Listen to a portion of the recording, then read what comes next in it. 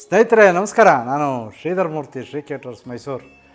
ನಾನು ನಿಮಗೆ ಈ ದಿನ ತೋರಿಸ್ಲಿಕ್ಕೆ ಹೊರಟಿರುವಂಥದ್ದು ಮದ್ದೂರೊಡೆ ಮಾಡೋದು ಹೇಗೆ ಅಂತ ಅಂದ್ಬಿಟ್ಟು.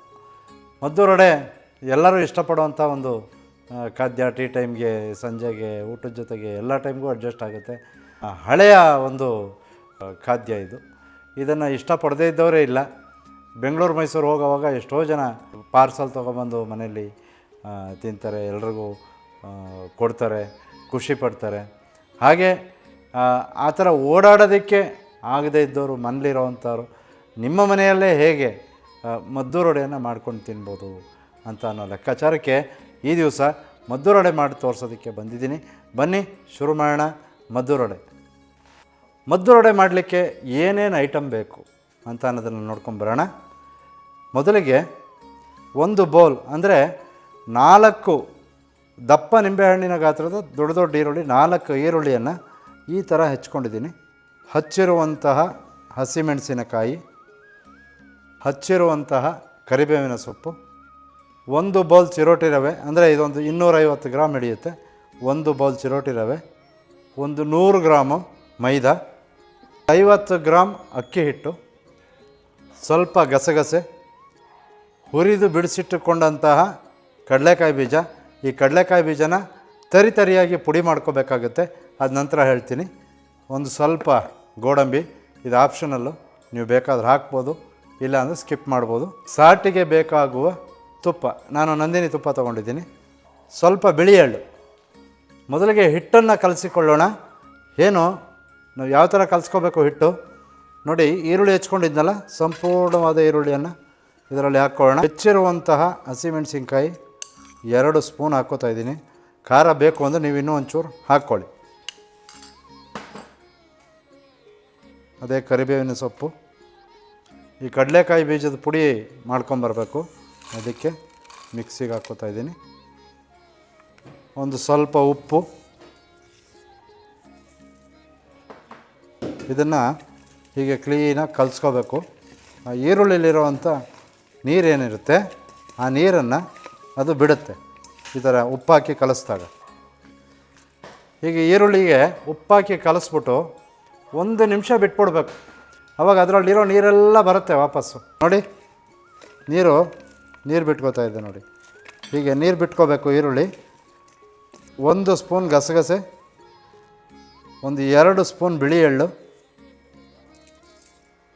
ಆಗಲೇ ಹೇಳಿದ್ನಲ್ಲ ಕಡಲೆಕಾಯಿ ಬೀಜದ ಪುಡಿ 4 ಸ್ಪೂನು, ತುಪ್ಪ. ಇದು ಸಾಟಿಗೆ ತುಪ್ಪ ಹಾಕದೇ ಇದ್ದರೆ ನಿಮಗೆ ಅಷ್ಟು ಗರಿಯಾಗಿ ಬರೋಲ್ಲ.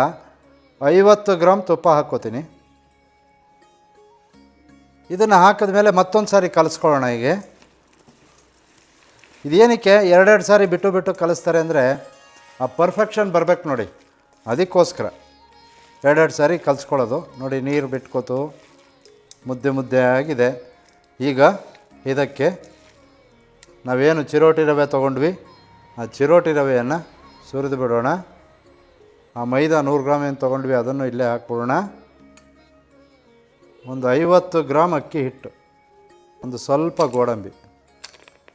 ಇದು ಬೇಕಾದ್ರೆ ಆಪ್ಷನಲ್ಲು, ನೀವು ಬೇಕಾದ್ರೆ ಹಾಕಿ, ಇಲ್ಲಾಂದರೆ ಬಿಡಿ, ಸ್ಕಿಪ್ ಮಾಡ್ಕೋಬೋದು ನೀವು. ಕ್ಲೀನಾಗಿ ಕಲಿಸ್ಕೋಬೇಕು. ಫಸ್ಟು ಈರುಳ್ಳಿ ನೀರಲ್ಲಿ ಕಲಿಸ್ಕೊಂಬಿಡ್ಬೇಕು. ಈರುಳ್ಳಿಗಿಂತ ಜಾಸ್ತಿ ನೀರು ಬೇಕಾದಲ್ಲಿ ಮತ್ತೆ ಸ್ವಲ್ಪ ನೀರು ಸೇರಿಸ್ಕೋಬೇಕು ಹೊರತು ನೀವು ಹಿಟ್ಟು ಕಲಸೋದಕ್ಕೆ ನೀರು ಹಾಕಬೇಕಲ್ಲ ಅಂತ ಫಸ್ಟೇ ನೀರು ಹಾಕಕ್ಕೆ ಹೋಗಬಾರ್ದು. ಸೊ ಹಾಗಾಗಿ ಹೀಗೆ ಭದ್ರಾಗಿ ಅಮುಕಿ ಕಲಿಸ್ಬೇಕು. ಏಕೆಂದರೆ ಆ ಈರುಳ್ಳಿಲಿರುವಂತಹ ನೀರೆಲ್ಲ ಬಿಡುತ್ತೆ. ಇಲ್ಲಾಂದರೆ ಏನಾಗುತ್ತೆ, ನೆಕ್ಸ್ಟು ನೀವು ತಟ್ಟಿ ಹಾಕಬೇಕಲ್ಲ, ಆ ಟೈಮ್ಗೆ ಏನಾಗುತ್ತೆ, ಅದು ಪೂರ್ತಿ ನೀರು ಜಾಸ್ತಿ ಆಗ್ಬಿಡುತ್ತೆ ಹಿಟ್ಟಿಗೆ. ಆವಾಗ ನಿಮಗೆ ತಟ್ಟೋದಕ್ಕೆ ಬರೋಲ್ಲ, ಮತ್ತು ಗರಿ ಬರೋಲ್ಲ. ಮೇಯ್ನಾಗಿ ಒಂಥರ ಗಟ್ಟಿ ಆಗ್ಬಿಡುತ್ತೆ. ನೋಡಿ ಕಲಸಿದ್ದೀನಿ, ಈ ಥರ ಆಗಿದೆ ನೋಡಿ. ಹೀಗಾಗಿದೆ ಅಲ್ವಾ, ಹೀಗಾಗಿದೆ. ಇದಕ್ಕೆ ಒಂದು ಸ್ವಲ್ಪ ನೀರನ್ನ ಹೇಗೆ ಕೊಡಬೇಕು ಅಂದರೆ ಹೀಗೆ ಕೈಯಲ್ಲಿ ಹಾಕ್ಕೊಂಡು ಕೊಡಬೇಕು. ನೀವು ಪಾತ್ರೆಯಿಂದ ಸೀದಾ ಬಗ್ಸೋಕೋಬೇಡಿ, ಎಲ್ಲ ಚೆಲ್ಲೋಗುತ್ತೆ.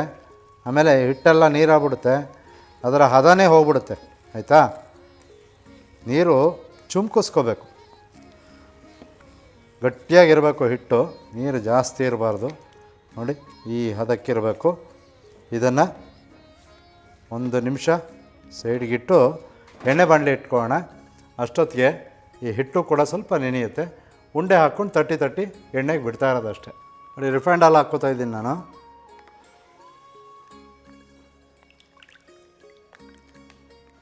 ನೋಡಿ ಈ ಥರ ಉಂಡೆ ಮಾಡಿಕೊಂಡೆ ಒಂದು 17 ಉಂಡೆ ಆಗಿದೆ.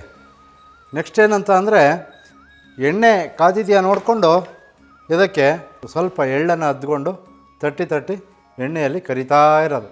ಅದು ಮೀಡಿಯಮ್ ಫ್ಲೇಮಲ್ಲಿ ಇರಬೇಕು. ಎಣ್ಣೆ ಜಾಸ್ತಿ ಕಾಯಬಾರ್ದು. ಎಳೆ ಕಾವಲ್ಲಿ ನಿಧಾನಕ್ಕೆ ಬೇಯಬೇಕು. ಆವಾಗಲೇ ನಿಮಗೆ ಮಸ್ತಾಗಿ ಗರಿಗರಿಯಾಗಿ ಭಾಳ ಹಿತವಾದ ಮದ್ದೂರು ಬರುತ್ತೆ. ಶುರು ಮಾಡೋಣ. ಎಣ್ಣೆ ಕಾದಿದೆಯಾ ನೋಡೋಣ. ಎಣ್ಣೆ ಕಾವು ಬಂದಿದೆ. ಈಗ ನಿಧಾನಕ್ಕೆ ಒಂಚೂರು ಎಳ್ಳನ್ನು ಅದ್ಕೊಂಡು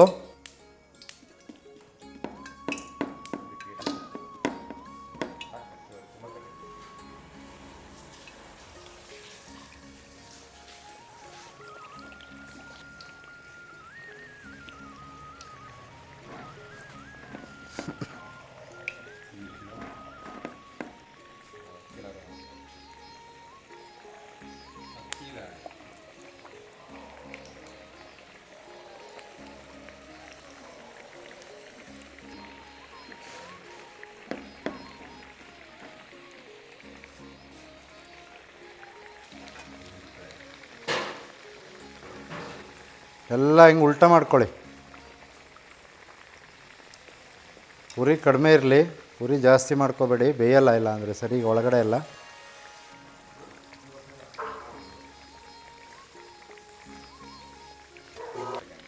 ನೋಡಿ ಈ ಹದಕ್ಕೆ ತೆಕ್ಕೋಬೇಕೆಲ್ಲ. ನೋಡಿ ಆ ಗುಳ್ಳೆ ಬರೋದೆಲ್ಲ ಇದೆಯಲ್ಲ, ಅದೆಲ್ಲ ಸ್ಲೋ ಆಗೋಗುತ್ತೆ. ಅವಾಗೇನೋ ಅದರಲ್ಲಿದ್ದಂತಹ ನೀರಿನ ಅಂಶ ಸಂಪೂರ್ಣವಾಗಿ ಡ್ರೈ ಆಗಿದೆ ಅಂತ ಅರ್ಥ. ಸಂಪೂರ್ಣವಾಗಿ ಒಳಗಡೆ ಎಲ್ಲ ಬೆಂದಿದೆ ಅಂತ ಅರ್ಥ. ನೋಡಿ ಎಷ್ಟು ಅದ್ಭುತವಾಗಿ ಕಾಣ್ತಿದೆ.